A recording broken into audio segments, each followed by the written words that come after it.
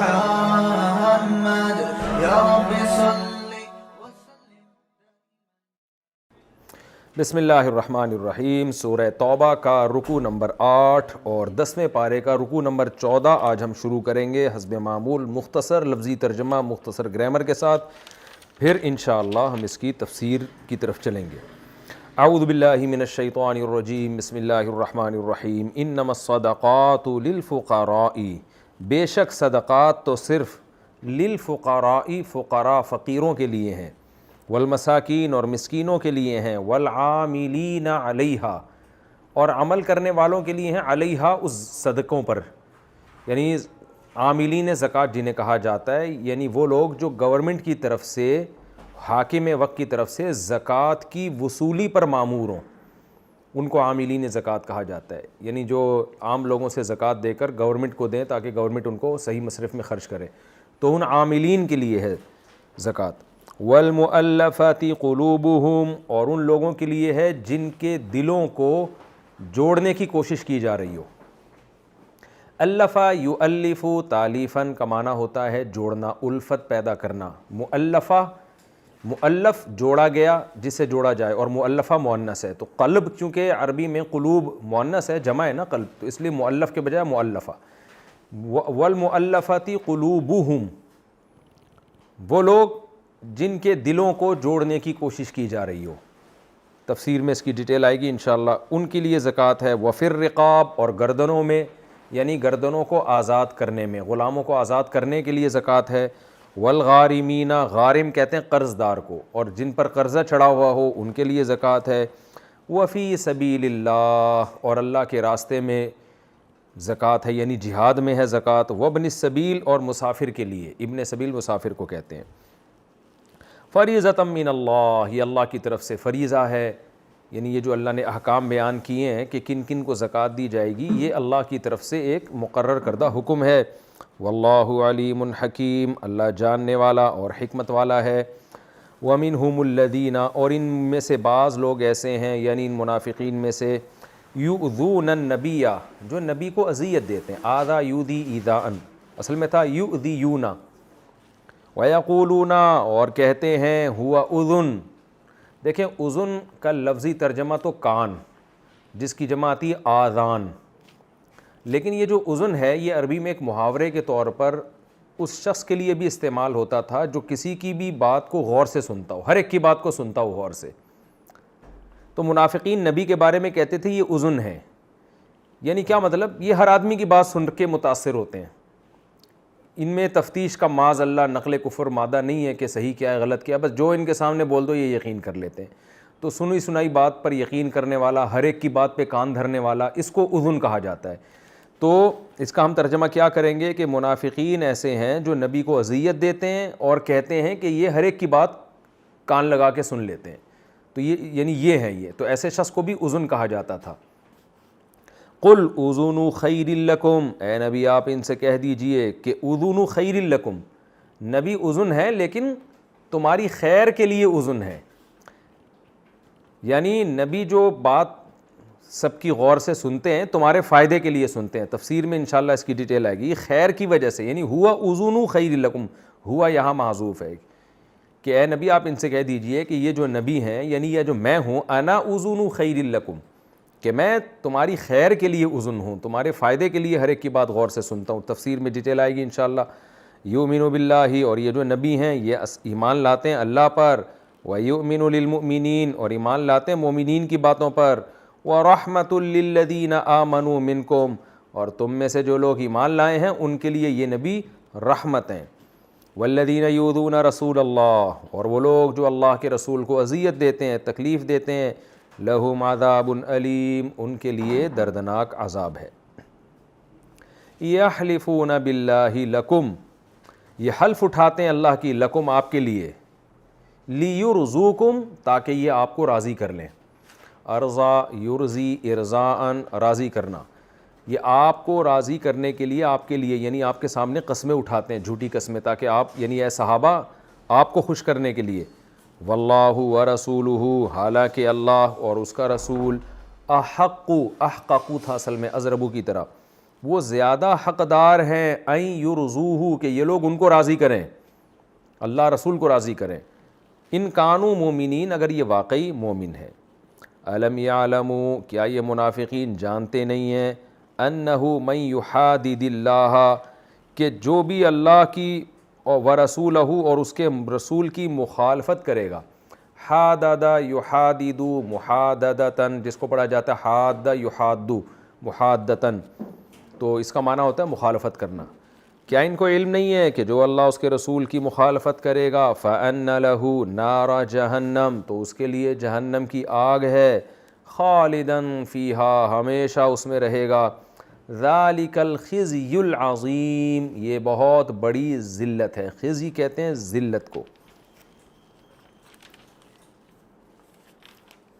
يَحْذَرُ الْمُنَافِقُونَ منافقین ڈرتے ہیں اس بات سے، حذیرہ یحذرو کا معنی بچنا، خوفزدہ ہونا، ڈرنا۔ قرآن میں آتا ہے نا خذوا حذرکم، اپنے بچاؤ کی تدبیر کو لازم پکڑو، تو حذر کا معنی بچنا یا ڈرنا جہاں بھی خوف ہوگا۔ منافقین اس بات سے ڈرتے ہیں ان تنزل علیہم کہ نازل کر دی جائے ان پر سورتن کوئی ایک سورت تنبئہم جو ان کو خبر دے دے، نبأ ینبئ نبا سے نکلا ہے خبر دینا، جو ان کی خبر دے دے بما فی قلوبہم ان باتوں کی جو ان کے دلوں میں ہے، یعنی ان کو ڈر ہوتا ہے کہ ہم پر، یعنی ہم پر کا مطلب اہل اسلام پر، قرآن نازل تو نبی پر ہوتا تھا لیکن مجازن سب پر ہی نازل ہو رہا ہے نا، وہ اس لیے کہہ دیا ان پر، یعنی ان پر ایسی صورت نازل کر دی جائے ان کو بتا دے ان کے دلوں کے چھپے ہوئے راز، یعنی وہ ایکسپوز کر دے ان کو، ان کی حالت کو، ان کو ساری دنیا کو پتہ چل جائے کہ ان کے دلوں میں کیا ہے، تو ایسی صورت کے نازل ہونے سے یہ ڈرتے ہیں۔ قل استہزئوا اے نبی آپ ان سے کہہ دیجئے استہزئوا تم مذاق اڑاؤ، استہزاء کرو، ان اللہ بے شک اللہ تعالیٰ مخرجن نکالنے والا ہے ما اس چیز کو تحذرون جس سے تم ڈرتے ہو، جس کے ظاہر ہونے سے تم ڈرتے ہو کہ تمہارے دلوں کا نفاق کہیں دنیا کو نہ پتہ چل جائے تو اللہ اس کو نکال کے باہر چھوڑے گا، یعنی دنیا کو دکھا دے گا، اس چھپی ہوئی چیز کو ظاہر کر دے گا۔ مخرج کا معنی یہ ہے۔ وَلَئِن سَأَلْتَهُمْ اور اگر آپ ان سے پوچھتے ہیں، یعنی اس استہزاء کے بارے میں جو یہ اسلام کے مذاق اڑاتے ہیں اس کے بارے میں آپ اگر ان سے پوچھتے ہیں، لَيَقُولُنَّ تو یہ ضرور بالضرور جواب میں کیا کہتے ہیں، انما کننا بے شک ہم تو تھے، کننا اصل میں کوننا ضربنا کی طرح، ہم تو تھے نخوضو، خاضہ یخوضو کا معنی کسی چیز میں گھس جانا، ہم تو بحث مباحثے میں گھسے ہوئے تھے، ونلعب اور کھیل تماشا کر رہے تھے ہم، یعنی ہم سیریس نہیں تھے۔ تفسیر میں ڈیٹیل آئے گی انشاءاللہ۔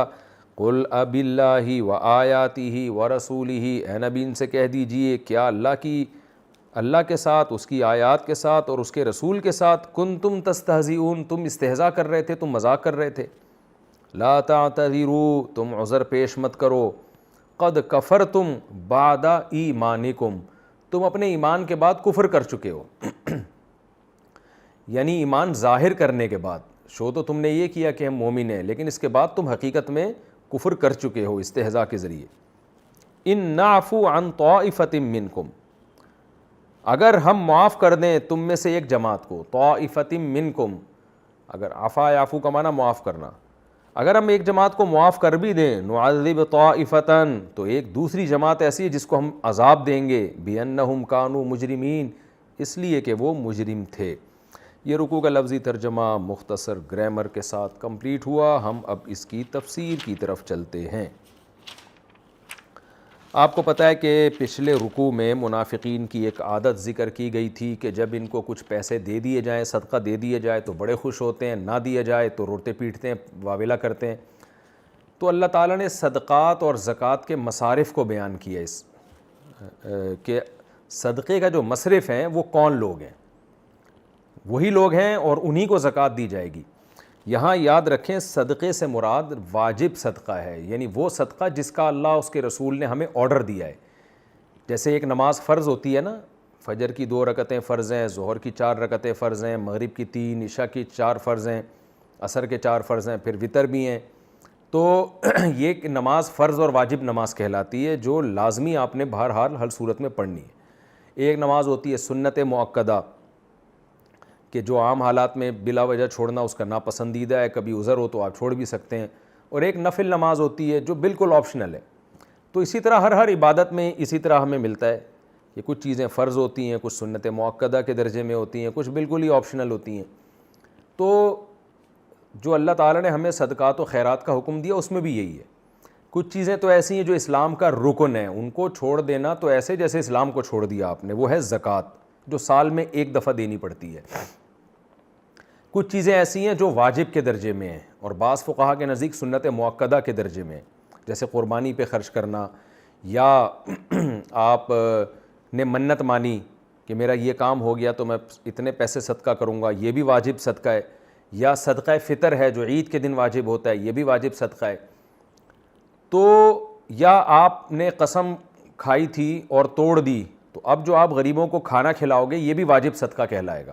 یعنی ہر وہ صدقہ جو آپ پر لازم ہے وہ صدقہ صدقہ واجبہ کہلاتا ہے. تو اس آیت میں جو مصرف بیان کیا گیا ہے کہ انہی کو دیے جائیں گے صدقات, تو یاد رکھیں یہاں الصدقات سے مراد وہ صدقات ہیں جو واجب ہیں. الف لام کا لفظ ہمیں بتا رہا ہے الصدقات. الف لام جو ہے نا, کسی چیز کو جب کوئی اسپیسیفک کر دیا جائے, کوئی خاص کر دیا جائے, تو اس کے لیے الف لام کا لفظ عربی میں استعمال ہوتا ہے. جیسے الکتاب کا معنی مخصوص کتاب, اور کتاب کا معنی کوئی بھی کتاب. میں نے اس کی جب پریکٹس کروا رہا تھا شروع کے 8 لیکچروں میں گرامر کی, تو میں نے اس کی مثالیں دی تھیں. جب آپ عربی میں کہتے ہیں جاءنی رجل, الف لام کے بغیر آپ استعمال کریں جاءنی رجل, تو اس کا مطلب ہوتا ہے میرے پاس کوئی آدمی آیا, کوئی بھی ایک آدمی آیا, کوئی بھی ہو سکتا ہے. لیکن جب آپ الف لام لگاتے ہیں تو اس کا مطلب جاءنی الرجل, مخصوص آدمی ہے. یہی وجہ ہے کہ جب آپ پہلی دفعہ لفظ استعمال کریں گے نا, تو جاءنی رجل, میرے پاس ایک آدمی آیا, پھر آپ کہیں گے رأیت الرجل, میں نے اس آدمی کو دیکھا. کیونکہ ایک دفعہ جب آدمی آ گیا تو مخصوص ہو گیا نا, تو اب جب دوبارہ اس کا تذکرہ ہوگا تو الف لام ڈل جائے گا. الرجل, اسی بندے کی بات کر رہا ہوں جو ابھی میرے گھر پہ آیا تھا, تو اب الرجل کا لفظ استعمال ہوگا اس کے بعد. تو الصدقات کا مطلب مخصوص قسم کے صدقات, یعنی وہ صدقات جو اسلام نے ہم پہ لازم کی ہیں. تو خلاصہ کیا نکلا, صدقات کی 2 قسمیں ہوتی ہیں, ایک صدقات واجبہ اور ایک نافلہ. صدقات واجبہ کون سے ہیں؟ جو منت مان کے آپ اپنے اوپر لازم کر لیں, یا جو زکوٰۃ ہے, یا قسم توڑی آپ نے اس کے کفارے کے طور پہ آپ صدقہ کر رہے ہیں, یا صدقہ فطر جو عید کے دن فطرانہ لازم ہوتا ہے. تو یہ صدقات ہیں واجبات. اور ایک صدقہ ہوتا ہے نافلہ. نفل کا مطلب آپ اپنی مرضی سے اللہ کی رضا کے لیے غریبوں پہ خرچ کر رہے ہیں, تو یہ نافلہ صدقے ہیں. تو نفلی صدقہ جس کو ہمارے ہاں خیرات بھی کہا جاتا ہے, تو اس میں کوئی مصرف نہیں ہے, جس کو چاہیں دیں آپ. بلکہ یہ مالدار کو دینا بھی جائز ہے. بعض دفعہ انسان مالدار پہ بھی صدقہ کر رہا ہوتا ہے کہ چلو یار تھوڑا اور اچھا ہو جائے گا یہ. جیسے آپ اپنے رشتہ داروں میں کوئی آپ کے قریبی ریلیٹیو ہیں, مالدار ہے, لیکن آپ اس کو صدقہ دے دیتے ہیں کہ اور اچھا کھا لے گا, یہ اچھا کھا رہا ہے لیکن اور زیادہ اچھا ہو جائے گا. تو یہ جو نفلی صدقہ ہے اس کے لیے شریعت میں کوئی شرط نہیں ہے, امیر اور غریب کی کوئی شرط نہیں ہے, کسی کو بھی دیا جا سکتا ہے. لیکن جو زکوٰۃ صدقہ واجبہ ہے اس کے لیے مصارف اللہ نے قرآن میں یہاں بیان کیے ہیں. تو آج میں انشاءاللہ اس کی ڈیٹیل بھی بتاؤں گا. اللہ نے فرمایا صدقات فقیروں کا حق ہیں اور مسکینوں کا حق ہیں. فقیر اور مسکین میں کیا فرق ہے؟ دیکھیں نارملی جب قرآن میں یہ لفظ الگ الگ استعمال ہو تو فقیر سے مراد مسکین, مسکین سے مراد فقیر, کوئی فرق نہیں ہے. لیکن جب دونوں اکٹھے استعمال ہوتے ہیں تو پھر دونوں کا الگ الگ مفہوم بیان کرنا ضروری ہے. جیسے کہ قرآن نے جہاں مومن کہا تو مومن سے مراد مسلم ہے, مسلم کہا تو مسلم سے مراد مومن ہے. لیکن جب یہ دونوں لفظ اکٹھے استعمال ہوں گے تو پھر مسلم کا الگ ترجمہ کیا جائے گا, مومن کا الگ. مومن کا ترجمہ عقیدہ اس کا صحیح ہو, مسلم کا ترجمہ پریکٹیکلی بھی وہ اسلام کو فالو کر رہا ہو, یہ ترجمہ کیا جائے گا. تو یہاں بھی ایسا ہی ہے کہ چونکہ دونوں ایک ہی آیت میں استعمال ہوئے ہیں تو فقیر کا ترجمہ الگ ہوگا, مسکین کا الگ ہوگا.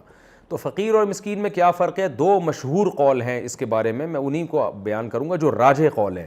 باقی اس کے علاوہ بہت سارے اقوال ہیں. جو راجح قول ہے وہ ایک قول تو یہ ہے کہ فقیر اسے کہتے ہیں لا مال لہو, جس کے پاس دھیلا بھی نہ ہو, یعنی بالکل ہی زیرو پر آیا ہوا ہو وہ. اور مسکین اسے کہتے ہیں جو ایسا تو نہیں ہے کہ بالکل ہی اس کے پاس کچھ بھی نہیں ہے, لیکن نصاب سے کم مال اس کے پاس موجود ہے. نصاب سے کم مال کسے کہتے ہیں؟ سونا، چاندی، نقدی، مال تجارت اور ضرورت سے زائد سامان، یہ 5 چیزیں یا ان کا مجموعہ یا ان میں کوئی 4 یا ان میں کوئی 3 چیزیں یا 2 یا ایک ہی چیز، یہ 52.5 تولہ چاندی سے کم ہو. یعنی نبی صلی اللہ علیہ وسلم کے دور میں 200 درہم کی جو ویلیو تھی اس سے کم اگر کسی کے پاس یہ 5 چیزیں یا 5 چیزوں کا مجموعہ ہوگا تو وہ مسکین کہلائے گا. کیونکہ احادیث سے ہمیں 200 درہم کا ثبوت ملتا ہے کہ 200 درہم کو ایک معیار بنایا گیا تھا، اور آج کے دور میں 200 درہم 52.5 تولہ چاندی کے برابر ہے. تو ایک فقہا نے معیار قرار دیا ہے کہ بھائی صاحب نصاب نہ ہو کوئی آدمی. دوبارہ بتا دیتا ہوں، یہ میرا جو چینل ہے نا آس مفتی طارق مسعود مسائل کا جو چینل ہے، اس پہ میں نے زکوٰۃ کا نصاب کئی دفعہ ڈیٹیل میں بیان کیا ہے کہ شریعت میں جس پہ زکوٰۃ فرض ہوتی ہے اس کے پاس کتنا مال ہونا ضروری ہے، اور وہ شخص جو زکوٰۃ لے سکتا ہے اس کا معیار کیا ہے. تو وہاں ڈیٹیل میں بیان کر چکا ہوں، مختصر دوبارہ یہاں بیان کر رہا ہوں تاکہ یہ ٹاپک ہمارا یہیں پہ کمپلیٹ ہو جائے. خوب سمجھ لیں، سونا، چاندی یعنی گولڈ اور سلور، اور تجارتی مال کا مطلب یہ ہوتا ہے آپ نے کوئی مال خریدا ہو اس نیت سے کہ میں اس کو بیچوں گا. اور چوتھی چیز ہے کیش اماؤنٹ، ڈالر ہے، ریال ہے، کرنسی ہے پاکستانی، کوئی بھی جو بھی کیش ہوتا ہے آپ کے پاس. اور 5ویں چیز ہے ضرورت سے زائد سامان. ضرورت سے زائد سامان وہ ہوتا ہے نارملی گھریلو سامان میں وہ سامان جو پورے سال استعمال نہ ہو، اور پراپرٹی میں وہ پراپرٹی جو نہ آپ نے کرائے پہ دی ہوئی ہو، نہ آپ اس میں خود رہ رہے ہوں، نہ وہ زراعت کے لیے استعمال ہو رہی ہے، ویسے ہی پلاٹ پڑا ہوا ہے آپ کا. تو یہ 5 چیزیں جو ہے یہ ان کو کاؤنٹ کیا جاتا ہے. تو یہ 5 چیزیں جس شخص کے پاس 52.5 تولہ چاندی کے سے کم ہوں گی وہ غریب کہلائے گا شریعت کی نظر میں، اس کو زکوٰۃ دی جا سکتی ہے. اگر 5 چیزیں نہیں 4 چیزیں ہیں، 3 چیزیں ہیں، 2 چیزیں، 1 چیز ہے تو بھی یہی ہے. مثال کے طور پر ایک آدمی کے پاس کیش اماؤنٹ ہی 1 لاکھ روپے ہے آج کی تاریخ میں، یعنی جولائی 2022. تو کیش اماؤنٹ کسی کے پاس اتنا پڑا ہوا ہے تو 52.5 تولہ چاندی کی قیمت سے زیادہ ہے وہ 1 لاکھ روپے، تو پھر وہ زکوٰۃ نہیں لے سکتا. یا کیش اماؤنٹ تو تھوڑا ہے لیکن اس کے ساتھ سلور ملا دیا، سونا ملا دیا تو اتنا بن جاتی ہے اس کی مارکیٹ ویلیو. خلاصہ بار میں جو بیان کر رہا ہوں، 5 چیزیں یا 4 چیزیں یا 3 چیزیں یا 2 یا ایک ہی چیز اگر 52.5 تولہ چاندی کے برابر ہوگی تو وہ زکوٰۃ کا مستحق نہیں ہے، وہ مسکین کہلائے گا شریعت کی نظر میں، اور اس کے لیے زکوٰۃ لینا جائز نہیں ہے. اس سے کم کی مالیت ہے تو زکوٰۃ لینا جائز ہے. ہاں اگر کسی کے پاس 52.5 تولہ چاندی کے برابر یہ چیزیں ہیں لیکن قرضہ اس سے بھی زیادہ ہے تو بھی وہ زکوٰۃ لے سکتا ہے، جیسے کہ آگے قرآن نے قرض داروں کا الگ سے تذکرہ کیا ہے. مثال کے طور پر کسی کے پاس 1 لاکھ روپے پڑے ہوئے ہیں 52.5 تولہ چاندی کی قیمت کے برابر، یا چاندی پڑی ہوئی ہے 52.5 تولہ، لیکن قرضہ جو اس کے اوپر بنتا ہے وہ 2 لاکھ کا بن رہا ہے تو وہ زکوٰۃ لے سکتا ہے. تو یہ خوب اچھی طرح سمجھ لیں کہ تو مسکین کی ڈیفینیشن کیا ہوئی کہ مال تو ہو لیکن نصاب سے کم، اور فقیر کی ڈیفینیشن کیا ہوئی سرے سے مال ہی نہیں ہے.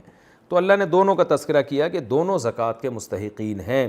سوال پیدا ہوتا ہے کہ اللہ صرف مسکین کا ہی تذکرہ کر دیتے، فقیر کا نہ کرتے، کیونکہ جب مسکین کو دینا جائز ہوتی تو فقیر کو دینا تو بطریق اولا جائز ہوتی.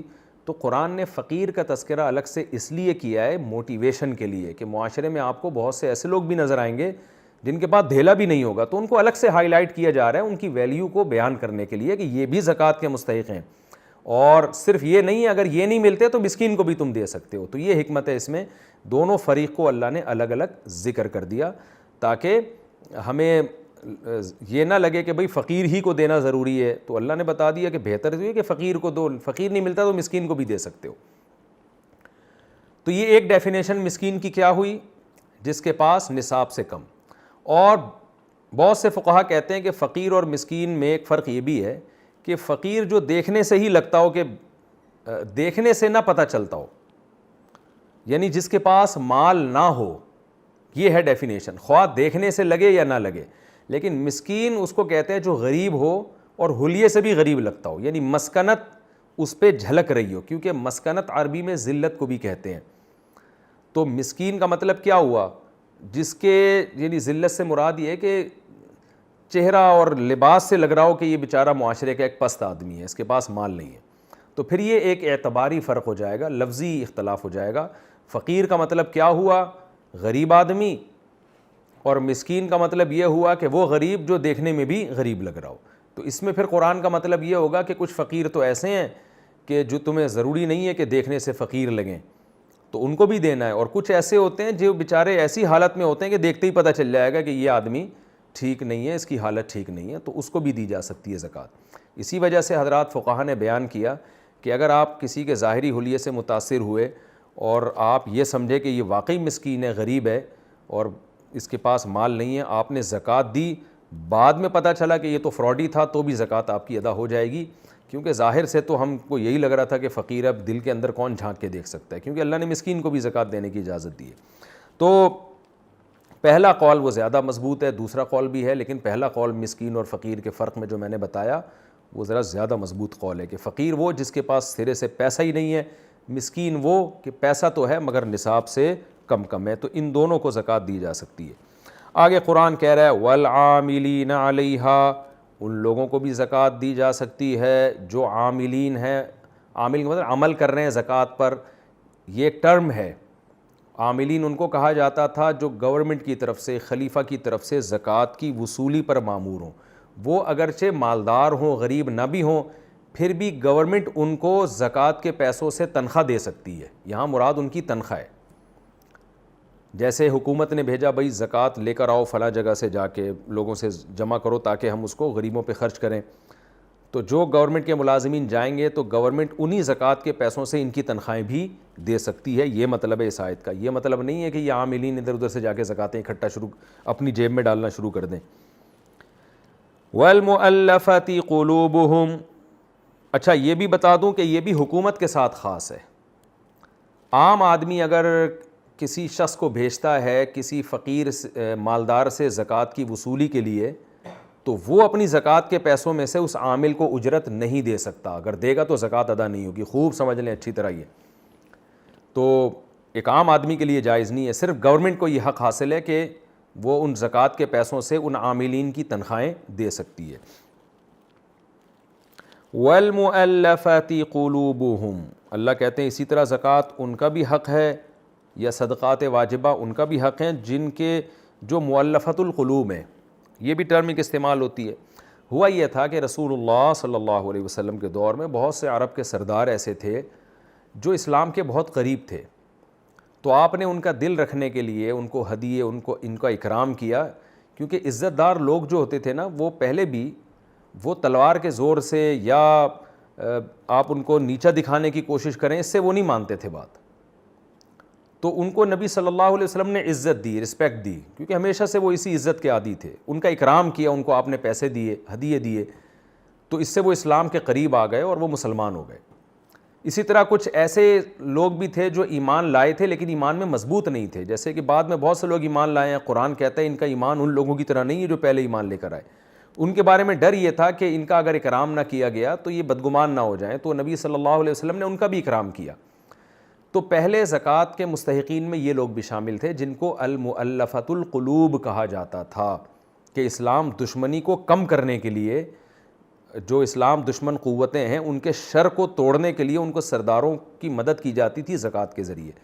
لیکن نبی کے دنیا سے جانے کے بعد صحابہ کا اجماع ہو گیا کہ اب اسلام کو چونکہ اپنا وجود اسلام کا قائم ہو چکا ہے, اس وقت تو اسلام خطرے میں تھا نا, یعنی اس کا امکان ہی تھا کہ جڑ سے ہی نہ ختم ہو جائے کہیں, لیکن اب ایسا امکان چونکہ ختم ہو گیا ہے تو صحابہ ہی کا اجماع ہو چکا تھا اس کے اوپر کہ اب المؤلفۃ القلوب کو حصہ نہیں دیا جائے گا. اب یہ والا جو حصہ ہے یہ ہمیشہ کے لیے ساقط ہو گیا, قیامت تک کے لیے. تو صحابہ کا اس پر اجماع ہو گیا تھا, اور اجماع بھی دلیل قطعی ہوتی ہے. اس کے بعد بھی آج تک امت کا اس پر اجماع ہی رہا ہے کہ اب کسی غیر مسلم کو اسلام کے قریب لانے کے لیے زکوٰۃ قطعاً نہیں دی جا سکتی, یہ ناممکن ہے. اگر کوئی اس آیت کا سہارا لے گا تو وہ غلط ہے, کیونکہ اجماع امت کے خلاف ہے. قرآن ہی نے کہا ہے کہ جو عامۃ المسلمین کے راستے کو چھوڑتا ہے تو قرآن ہی کی آیت ہے کہ ہم اس کو جہنم کی طرف لے کے جائیں گے. قرآن ہی نے اجماع کو حجت قرار دیا ہے. تو جب ایک مسئلے پر اجماع ہو گیا تو اب یہ مصرف ختم ہو گیا. تمام فقہا کا, تمام مفسرین کا یہی قول اس بارے میں کہ المؤلفۃ القلوب والا جو حصہ تھا وہ ہمیشہ کے لیے ساقط ہو چکا ہے. یہ ہو گئے جی 4 مصارف, ایک فقراء, مساکین, عاملین, مؤلفۃ القلوب. پانچواں جس کو قرآن بیان کرتا ہے وفی الرقاب. وفی الرقاب کا مطلب یہاں بھی مضاف محذوف ہے. میں اکثر مثال دیتا ہوں، ہم کہتے ہیں گاڑی پنچر ہو گئی ہے، حالانکہ گاڑی کا ٹائر پنچر ہوا ہوتا ہے، تو ٹائر کو حذف کر دیا ہوتا ہے یہ بتانے کے لیے کہ سامنے والا عقل مند ہے، اسے پتہ ہے گاڑی تھوڑی پنچر ہوتی ہے، اس کا ٹائر پنچر ہوتا ہے. ہم کہتے ہیں میں 3 ڈشیں کھا گیا بریانی کی، تو بریانی کی ڈشیں تو نہیں کھائی ہوتی نا، بریانی کھائی ہوتی ہے. تو یہ مجازاً اس طرح کے الفاظ حذف ہوتے رہتے ہیں. تو یہاں بھی قرآن کہہ رہے ہے گردنوں میں بھی تم زکوٰۃ دے سکتے ہو. کیا مطلب؟ گردنیں چھڑوانے میں. فی فک الرقاب. گردن چھڑوانے سے مراد کیا ہے؟ رقبہ کی جمع رقاب آتی ہے. گردن سے مراد ہے یہاں غلام آزاد کروانا. پہلے زمانے میں ایسا ہوتا تھا اور قرآن نے بھی اس کی ترغیب دی ہے کہ غلام بعض دفعہ اپنے مولا سے یہ ایگریمنٹ کرتا تھا کہ اگر مولا کہتا تھا تم مجھے 1 سال میں فار ایگزامپل 1 کروڑ روپے کما کے دے دو تو تم آزاد ہو، یا تم 50 لاکھ کما کے دے دو، یا 10 لاکھ کما کے دے دو، جو بھی اس زمانے کے حساب سے چاندی کی ویلیو تھی. تو غلام بڑی محنت کرتا تھا. اب اسلام نے چونکہ غلاموں کے آزاد کرانے کی بہت زیادہ ترغیب دی ہے. سورہ نور میں اللہ نے مولا کو ترغیب دی ہے، آقا کو، کہ تم اگر فری میں غلام آزاد نہیں کرتے تو عقد مکاتبت کر لو. اس کو کہتے ہیں عقد مکاتبت، کہ اس سے عقد کر لو کہ اتنے پیسے کما کے دے دو تو تم آزاد ہو. تو یہ والا عقد کر لو. یعنی اسلام چاہتا ہے کہ کسی طرح غلامی سے لوگ نکلیں، تو فری میں نہیں آزاد کرتے تو کوئی معاہدہ کر لو اس سے کہ سال میں اتنے پیسے کما کے دے دو گے تو تم آزاد ہو. تو اس سے پھر غلام محنت میں لگ جاتا تھا. تو قرآن یہ کہہ رہا ہے کہ کوئی بھی غلام جس نے اپنے مولا سے یہ ایگریمنٹ کیا کہ میں 1 سال یا 6 مہینے یا 2 سال میں اتنے پیسے کما کے دے دوں تو میں آزاد ہوں، اور مولا نے اس ایگریمنٹ کو قبول کر لیا، تو ایسے غلاموں کی چھڑوانے میں بھی زکوٰۃ ادا کی جا سکتی ہے. کیا مطلب؟ ایسے غلاموں کے ساتھ زکوٰۃ کے ذریعے تعاون کیا جا سکتا ہے. آپ ان کو زکوٰۃ دیں، یہ لے بھائی تو 1 کروڑ میری طرف سے لے اور اپنے آپ کو آزاد کروا، تو یہ بھی زکوٰۃ کا بہترین مصرف ہے. لیکن چونکہ آج کل غلاموں کا دور ختم ہو چکا تو یہ والا مصرف بھی عملاً اب ممکن نہیں رہا ہے. جہاں اگر کوئی غلامی کا سسٹم دوبارہ کبھی شروع ہو گیا تو یہ بھی ہو جائے گا، غلاموں کو آزاد کرانے کے لیے زکوٰۃ دی جائے گی. لیکن آج کل غلام ہوتے نہیں ہیں. تو یہ جو عام خادمین ہیں یہ اگر غریب ہوں گے تو ان کو زکوٰۃ دی جائے گی، غریب نہیں ہوں گے تو زکوٰۃ نہیں دی جائے گی. ان کو غلاموں پر قیاس نہیں کیا جا سکتا. اچھا، غلام میں جو مرد غلام تھے وہ بھی داخل ہیں، اور لونڈیاں جو تھیں، عورتیں جو غلام ہوتی تھیں وہ بھی داخل ہیں. اگر کوئی عورت اپنے مولا سے یہ عقد کر لے کہ میں اتنے پیسے دے دوں گی تو میں آزاد ہوں، تو اس کا بھی یہی حکم ہے. اس لونڈی کے ساتھ بھی زکوٰۃ کے ذریعے تعاون کیا جا سکتا ہے. یہ چوتھا مصرف ہو گیا. 1 2 3 4 5 5واں مصرف ہو گیا. چھٹا مصرف قرآن بیان کر رہا ہے والغارمین، قرض داروں پر. قرض داروں کو بھی زکوٰۃ دی جا سکتی ہے. قرض دار کا مطلب کیا ہے؟ کہ نصاب سے زیادہ قرضہ کسی پہ چڑھ گیا ہو. جیسے میں نے ابھی ڈیٹیل بتائی نا آپ کو، ایک آدمی کے پاس 52.5 تولہ چاندی کے برابر رقم تو ہے. اب لوگ اسے مسکین تو نہیں سمجھیں گے، لوگ کہیں گے بھائی اس کے پاس تو اتنا پیسہ ہے. لیکن قرضہ اگر اس سے بھی زیادہ ہے، اتنا قرضہ ہے کہ اگر وہ قرضہ ادا کرے تو صاحب نصاب نہیں رہتا. وہ 52.5 تولہ چاندی کے برابر اس کے پاس مال بچتا ہی نہیں ہے. مثال کے طور پر آج 52.5 تولہ چاندی کی قیمت ہے لاکھ روپے، اور قرضہ اس پہ چڑھا ہوا ہے 50,000 کا. تو ظاہر ہے قرضہ اگر مائنس کریں گے تو حقیقت میں یہ 50,000 کا مالک ہے، تو صاحب نصاب نہیں ہے، لہذا اس کو زکوٰۃ دی جا سکتی ہے. تو یہ مطلب ہے والغارمین کا، کہ اگر کسی کے اوپر قرضہ چڑھا ہوا ہے تو اس کو بھی زکوٰۃ دی جا سکتی ہے. یہ خوب سمجھ لیں، خام خواہ میں قرضہ چڑھنے سے زکوٰۃ نہیں ہوتی. مثال کے طور پر آپ 1 کروڑ روپے کے مالک ہیں اور قرضہ آپ پر 20 روپے چڑھا ہوا ہے، تو اب کوئی آدمی زکوٰۃ مانگے لوگوں سے، لوگ کہیں تیرے تو کروڑوں کا مالک ہے، وہ کہے نہیں جی میں 20,000 میرے اوپر قرضہ چڑھا ہوا ہے، تو وہ زکوٰۃ کا مستحق نہیں ہے. اب اگر وہ یہ دلیل دینا شروع کر دے کہ قرآن کہہ رہا ہے کہ قرض داروں کو زکوٰۃ دو تو میں بھی تو قرض دار ہوں، تو یہ غلط استدلال ہوگا. یہاں قرض داروں سے وہ والا قرض مراد ہے جو نصاب سے زیادہ قرضہ ہو، یا اتنا قرضہ ہو کہ وہ ادا کیا جائے تو نصاب بچتا ہی نہیں ہے. ایسے قرض دار کو زکوٰۃ دی جا سکتی ہے، کیونکہ یہ تفصیلیں حدیث میں اور فقہ میں ملتی ہیں. تو قرآن کی آیتوں کو ایز اٹ از لے لینا اور درمیان سے صحابہ اور تابعین کی جو تفسیر ہے اس کو نکال دینا، یہ بہت بڑی جہالت ہے. کیونکہ آج ایسے متجددین پیدا ہو رہے ہیں جو کہتے ہیں ہم صحابہ سے، تابعین سے، مجتہدین مفسرین سے قرآن نہیں سمجھیں گے، ہم خود تفسیر کریں گے. تو خود تفسیر میں پھر یہ جہالتیں لوگ کرنے بیٹھ جاتے ہیں. یہ خطرہ ہوتا ہے کہ ہر قرض دار کو کہہ دیتے ہیں بھی زکوٰۃ دے دو اس کو. وفی سبیل اللہ، اسی طرح اللہ کے راستے میں بھی زکوٰۃ دی جا سکتی ہے. اس پر بھی پوری امت کا اجماع ہے کہ یہاں اللہ کے راستے سے مراد جہاد ہے. وہ مجاہد جو اللہ کی راہ میں لڑ رہا ہو، اگرچہ وہ مالدار ہے لیکن وہ اپنے مال تک پہنچ نہیں سکتا، کیونکہ جہاد میں اکثر لوگ سفر میں ہوتے ہیں تو اس کی اپنی مال تک رسائی نہیں ہے، تو ایسے مجاہد کے ساتھ بھی تعاون کیا جا سکتا ہے زکوٰۃ کے ذریعے، اس کو اسلحہ خرید کے دے سکتے ہیں، اس کو علاج کے پیسے دے سکتے ہیں۔ آگے اللہ فرماتے ہیں وَابْنِ السَّبِيلِ، اسی طرح مسافر کو بھی زکوٰۃ دی جا سکتی ہے۔ تو خوب سمجھ لیں، مسافر سے بھی وہ مسافر مراد ہے جو اگرچہ مالدار ہو لیکن سفر کی وجہ سے اپنے مال تک اس کی رسائی نہ ہو۔ وہ مسافر جو ڈیبٹ کارڈ یا اے ٹی ایم کارڈ لے کے گھوم رہا ہے اور جب چاہے بینک سے پیسے نکال سکتا ہے، اس مسافر کو زکوٰۃ دینا جائز نہیں ہے۔ یہ بھی میں اس لیے عرض کر رہا ہوں کہ اس پر بھی پوری امت کا اجماع ہے کہ یہاں مسافر سے ہر مسافر مراد نہیں ہے، کیونکہ اس آیت کا بھی لوگ غلط استعمال کر سکتے ہیں۔ ایک آدمی کراچی سے سفر کر کے اسلام آباد گیا 2 دن کے لیے، کراچی میں بحریہ ٹاؤن میں 25-30 پلاٹ پڑے ہوئے ہیں اس کے اور کروڑوں روپے بینک میں پڑا ہوا ہے، اور وہ وہاں جا کے زکوٰۃ مانگ رہا ہے، اور لوگ کہہ رہے ہیں کہ تو کروڑ پتی آدمی ہے، تو وہ آیت پیش کرے، قرآن کہہ رہا ہے جی مسافر کو بھی زکوٰۃ دی جا سکتی ہے، تو میں تو مسافر ہوں، دیکھو میں 4 کے بجائے 2 فرض پڑھ رہا ہوں، تو یہ بھی غلط استدلال ہوگا، کیونکہ یہاں مسافر سے پوری امت کا اجماع ہے۔ بہت سی آیتوں کی تفسیر اجماع کرتا ہے، صحابہ کرتے ہیں، تابعین کرتے ہیں، فقہا کرتے ہیں، تو اس تفصیل کے بغیر اگر آپ قرآن کو لیں گے تو آپ گمراہ ہو جائیں گے۔ تو خوب سمجھ لیں، وہ والا مسافر جو سفر کی وجہ سے اپنے گھر سے اتنا دور ہو کہ اس کی اپنے مال تک رسائی ممکن ہی نہ ہو، منگوا ہی نہ سکتا ہو پیسہ۔ پہلے زمانے میں ایسا ہوتا تھا، اب نہیں ہوتا۔ اب تو آپ امریکہ بھی چلے جاؤ تو آپ پیسے اپنے آپ کے اگر یہاں پاکستان میں اکاؤنٹ میں رکھے ہوئے آپ نکلوا سکتے ہو، کسی سے لون لے سکتے ہو وہاں پہ کہ میں پاکستان آ کے واپس کر دوں گا۔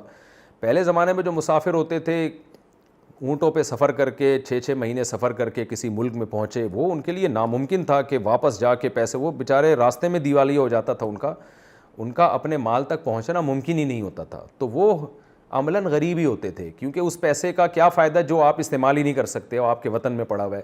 تو ایسے مسافروں کے ساتھ بھی تعاون کا شریعت نے حکم دیا۔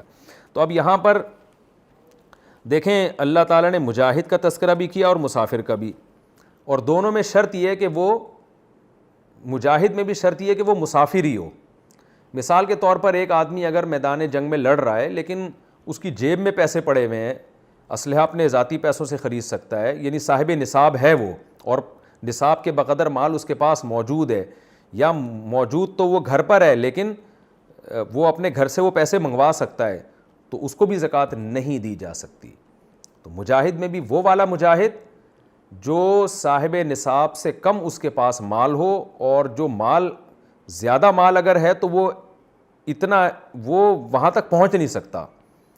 تو اب سوال پیدا ہوتا ہے کہ یہ تو ہر مسافر کا حکم ہے، تو مجاہد کو اللہ نے الگ سے کیوں ذکر کیا؟ مجاہد کی فضیلت کی وجہ سے اللہ نے الگ ذکر کیا ہے کہ عام مسافروں کو بھی دیا جائے گا اور مجاہد کو بھی دیا جائے گا، یہ بتانے کے لیے کہ مجاہد کو اللہ الگ سے ایکسپوز کر رہے ہیں کہ اس میں ڈبل ثواب ہے۔ ڈبل ثواب اس لیے کہ ایک تو غریب ہونے کی وجہ سے دے رہے ہیں، نمبر 2 مسافر ہونے کی وجہ سے، نمبر 3 مجاہد ہونے کی وجہ سے، تو اس کی فضیلت زیادہ تھی، اس لیے ہے وہ بھی مسافر، لیکن اس مسافر کو عام مسافروں سے الگ کر کے بیان کیا جا رہا ہے۔ یعنی جو مجاہد جب سفر میں ہوگا تو اس مجاہد مسافر کو عام مسافروں سے الگ کر کے بیان کیا جا رہا ہے، اور اس کو عام مسافروں سے پہلے بیان کیا جا رہا ہے، یہ بتانے کے لیے کہ اگر کوئی شخص اللہ کے راستے میں لڑنے کے لیے گیا ہوا ہے اور اس لیے سفر میں ہے، اور ایک آدمی کسی اور وجہ سے سفر میں ہے، تو دونوں مسافر برابر نہیں ہیں، اس میں مجاہد کو ترجیح دی جائے گی عام مسافروں پہ، یہ بتانے کے لیے۔ باقی دیں کسی کو بھی دیں زکوٰۃ تو ادا ہو جائے گی وہ۔ یہ 8 اللہ نے مصارف بیان کیے، اس میں بڑی ڈیٹیل ہے، اس میں فقہا کا کچھ اختلاف بھی ہے، میں وہ پورا آپ کے سامنے بیان کرتا ہوں۔ اس میں 2 مشہور اختلاف حضرات فقہا کے ہیں۔ ایک تو یہ اختلاف ہے امام شافعی رحمہ اللہ تعالیٰ اور امام ابو حنیفہ کا اختلاف یہ ہے کہ یہ جو 8 مصارف اللہ نے بیان کیے ہیں، اب ان کو 7 کر لیتے ہیں، اس لیے کہ یہ جو مؤلفۃ القلوب ہے نا، اس پر تو اجماع ہے کہ اب یہ زکوٰۃ کا مصرف نہیں ہے، ان کو زکوٰۃ دینے سے ادا نہیں ہوگی، تو اب 7 رہ گئے: فقیر، مسکین، عامل، غلام کو آزاد کرنا، قرض دار، مسافر اور مجاہد، یہ 7 افراد ہو گئے جو زکوٰۃ کے مستحقین ہیں۔ تو پہلا اختلاف امام شافعی اور امام ابو حنیفہ رحمہ اللہ تعالیٰ کا ہے۔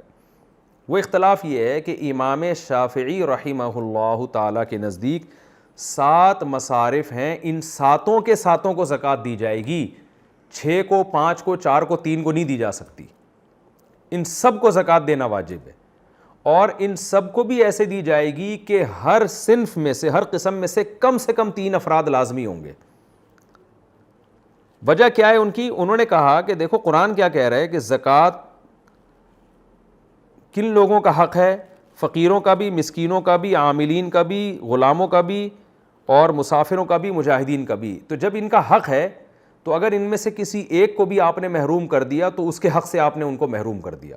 اس کی مثال ایسے جیسے میں کہتا ہوں کہ بھائی یہ جو میں نے کھانا پکایا ہے یہ ان سب کا حق ہے، تو اس کا مطلب سب میں تقسیم کیا جائے گا نا وہ۔ تو کہتے ہیں قرآن جب کہہ رہے یہ سب کا حق ہے تو اس کا مطلب زکوٰۃ سب کو دی جائے گی۔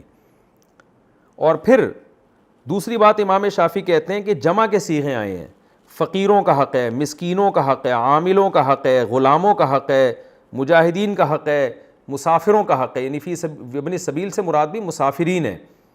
تو ان میں سے اتنے افراد کو دی جائے گی کہ جمع کا لفظ ان پہ صادق ہے، ایک فقیر کو دینے سے نہیں ادا ہوگی، کم سے کم 3 فقیروں کو دینی پڑے گی، تاکہ 3 کا لفظ عربی میں جمع کے لیے آتا ہے، اور مسکین ایک کو نہیں، کم سے کم 3 مسکینوں کو دینی پڑے گی۔ اسی طرح غلاموں میں 3 غلاموں کو۔ تو یہ امام شافعی رحمہ اللہ تعالیٰ کی رائے ہے۔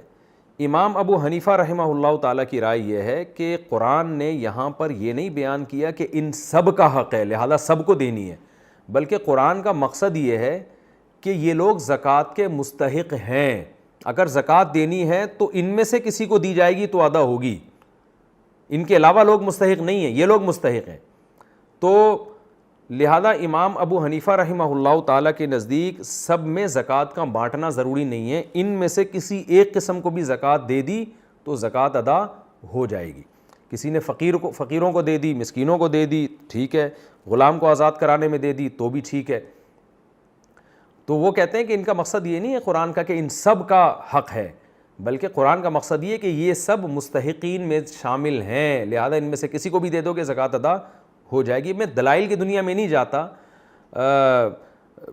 دونوں کے اپنے اپنے دلائل ہیں اور فقہ کی کتابیں اس سے بھری ہوئی ہیں، کیونکہ یہ بڑا اختلاف ہے، مشہور اختلاف ہے، اس لیے میں جو لسنر ہیں اس تفسیر کے سننے والے، صرف میں یہ چاہتا تھا ان کے سامنے یہ اختلاف آ جائے۔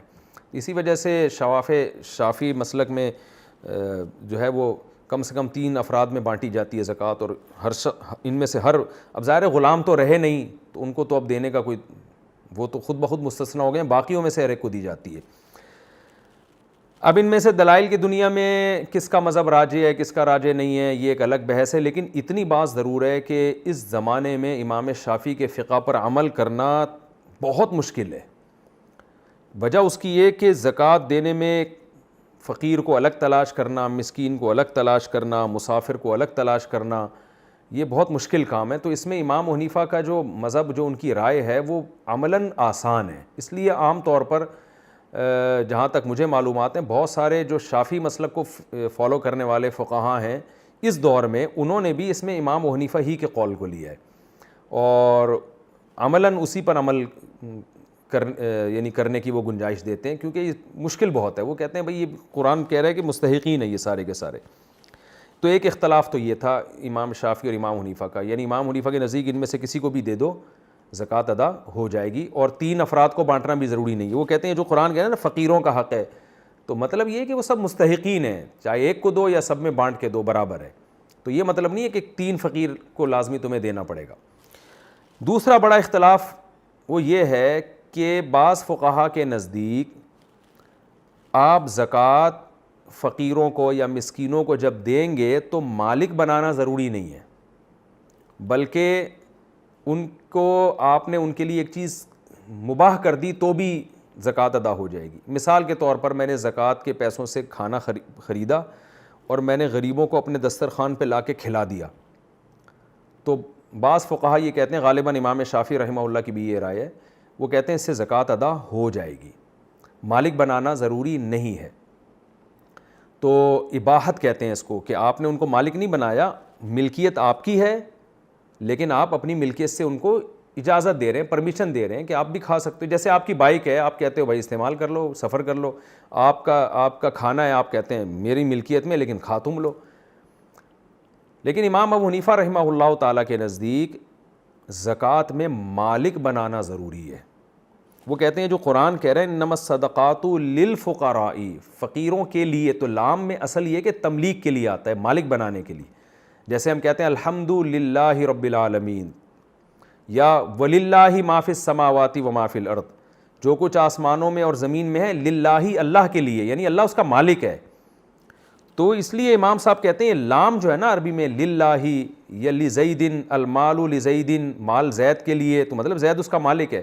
اگرچہ لام دوسرے معنی میں بھی استعمال ہوتا ہے, لیکن اس کی اصل وجہ یہ ہے کہ یہ ملکیت کو ثابت کرنے کے لیے آتا ہے, ملکیت کو بیان کرنے کے لیے. اس لیے امام حنیفہ کہتے ہیں کہ انما الصدقات للفقراء, یعنی فقراء اس کے مالک ہیں. تو جب تک آپ ہینڈ اوور کر کے ان کو پراپر مالک نہیں بنائیں گے زکوٰۃ ادا نہیں ہوگی. تو اس لیے وہ کہتے ہیں اگر آپ نے زکوٰۃ کے پیسوں سے کھانا کھلا دیا کسی کو تو اس سے زکوٰۃ ادا نہیں ہوتی. کھانے کا مالک بنائیں آپ پلیٹ اس کے حوالے کریں, بولے اب تم مالک ہو, تم کھاؤ, تم بیچو, تم پھینک دو, جو مرضی کرنا ہے کرو. تو یہ تملیک جب تک نہیں ہوگی زکوٰۃ ادا نہیں ہوگی. یہاں پر امام حنیفہ کا مسلک تھوڑا مشکل ہے, لیکن دلیل کے لحاظ سے بہت قوی ہے, اور اس میں احتیاط زیادہ ہے.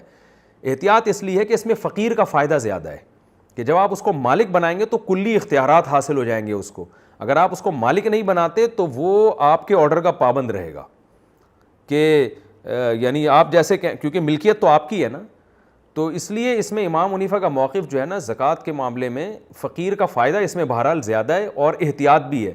فرض کر لیں ہم لام یہاں پر ملکیت کے معنی میں نہیں ہے بلکہ فائدہ پہنچانے کے معنی میں ہے, کہ زکوٰۃ سے, صدقوں سے فائدہ پہنچاؤ فقیروں کو, یوں سمجھ لیں ہم. لیکن احتمال تو ہے نا کہ لام مالک کے لیے ہو, تملیک کے لیے ہو. تو زکوٰۃ ایک عبادت ہے, تو عبادت میں احتیاط کے پہلو کو ترجیح دی جاتی ہے, اور عبادت بھی بہت اہم ترین عبادت ہے. تو اس لیے امام حنیفہ نے للفقراء میں لام کا وہ والا معنی کیا ہے جس میں احتیاط کا پہلو مد نظر رہے اور یقینی طور پر آپ کی زکوٰۃ ادا ہو جائے. اس لیے فقہ حنفی میں یہ لازمی ہے کہ جب تک آپ زکوٰۃ کا کسی کو مالک نہیں بناتے اس وقت تک زکوٰۃ ادا نہیں ہوگی. ہمارا وقت چونکہ مکمل ہو چکا ہے اور یہ ٹاپک بہت اہم ہے. اگلے ایپیسوڈ میں انشاءاللہ یہیں سے شروع کروں گا, انما الصدقات للفقراء سے. اور اس کے مزید جو فقہا کے درمیان اختلاف ہے, یا اس کے جو مزید کچھ فقہی احکام ہیں, اختلاف تو تقریباً بیان کر چکا ہوں میں, جو مزید کچھ فقہی احکام ہیں وہ بھی انشاءاللہ میں ڈیٹیل میں بیان کروں گا. تو انشاءاللہ ہم اگلے ایپیسوڈ میں سورہ توبہ کا رکوع نمبر 8 اور 10ویں پارے کا رکوع نمبر 14 انما الصدقات للفقراء والمساکین, یہاں سے جو احکام باقی رہ گئے ہیں یہیں سے میں انشاءاللہ تفسیر اسٹارٹ کروں گا. اللہ تعالی ہمیں سمجھنے کی, عمل کی توفیق عطا فرمائے. وما علینا الا البلاغ.